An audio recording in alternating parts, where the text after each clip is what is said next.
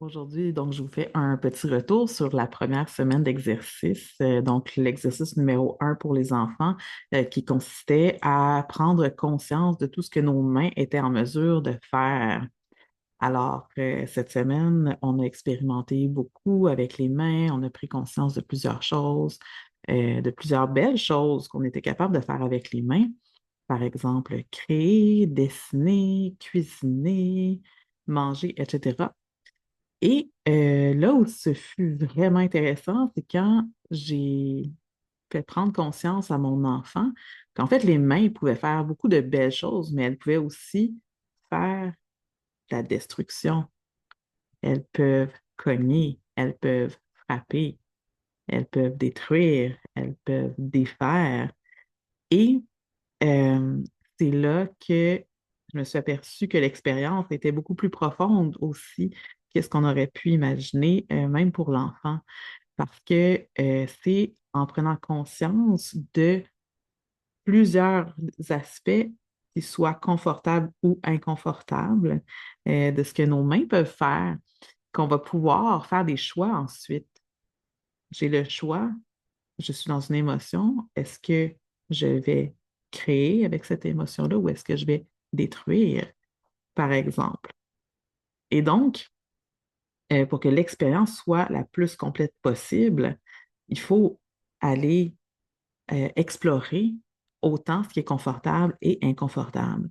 Et je me suis aperçue aussi qu'avec mon enfant, c'est là où il y a un inconfort que l'exercice devient un outil de développement.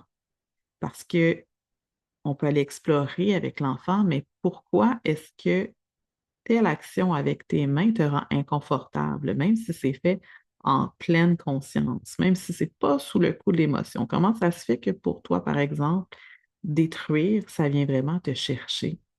Donc, cette exploration-là est vraiment intéressante à faire avec l'enfant parce que c'est là qu'il va faire des prises de conscience encore plus profondes. Ça ne veut pas dire qu'il va avoir une réponse maintenant, mais l'exploration peut être intéressante. Juste le fait d'être confronté au fait que c'est inconfortable, ça va lui permettre de faire des réflexions. Donc, ça, c'était une partie vraiment importante pour cette semaine. Et aussi, qu'est-ce qu'on peut faire? C'est d'offrir un point de vue différent, offrir une option à notre enfant quand il sent un inconfort avec une action, avec un mot.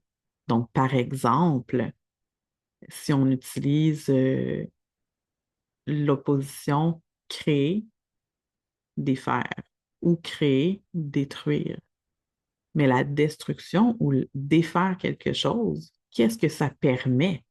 Donc, ça permet de faire de l'espace ou de réutiliser les pièces pour créer quelque chose de nouveau. Donc, ça laisse place à une nouvelle créativité, à une nouvelle réalité. Donc, ça, c'est une option qu'on aurait pu offrir à notre enfant dans le cas d'un inconfort sur l'opposition création-destruction, par exemple. Donc, je vous laisse continuer à explorer jusqu'où est-ce que vous êtes allé cette semaine avec cet exercice-là. Est-ce que vous avez focusé sur le positif, sur le confortable, ou est-ce que vous êtes aussi allé vérifier qu'est-ce qui se passe dans le côté plus inconfortable? J'ai hâte de vous lire ou de vous entendre. N'hésitez surtout pas à m'écrire, soit en commentaire, soit par courriel. Ça va me faire vraiment plaisir de vous lire. Donc, je vous souhaite un bon week-end et à bientôt avec l'exercice numéro 2.